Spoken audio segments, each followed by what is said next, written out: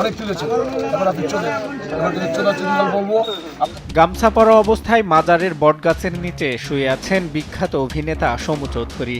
এমন কিছু ছবি ও ভিডিও সামাজিক যোগাযোগ মাধ্যমে ছড়িয়ে পড়লে শুরু হয় তুমুল আলোচনা। কেউ বলছেন মানসিক ভারসাম্যহীন হয়ে এখানে এসেছেন, আবার কেউ বলছেন বিশ্রাম নিতে এভাবে শুয়ে আছেন। তবে স্পষ্টভাবে এখনো পাওয়া যায়নি এর সদুত্তর।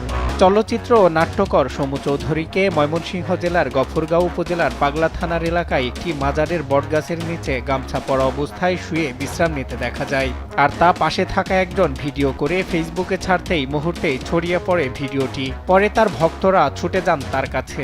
উনি কালকে গত রাত্রে এখানে আসছে, একটা মোটরসাইকেল নিয়ে আসছে ভাড়া, এখানে এসে উনি থাকছে, উনি মাথা জেরত করছে, তারপর সুস্থ স্বাভাবিক ছিল। তো সকাল থেকে ওখানে বসে আছে। ছড়িয়ে পড়া ভিডিওতে দেখা যায় একটি পানির বোতল ও কাপড়ের পুতুল আছে তার কাছে। চোখে মুখে ছিল ক্লান্তির ছাপ। তবে তিনি কি কারণে মাজারে আসলেন তা কেউ বলতে পারেননি। অপরদিকে মাজার কর্তৃপক্ষ বলছেন গতকাল তিনি রাতে আসলে তার নিরাপত্তা দিয়ে রেখেছেন তারা।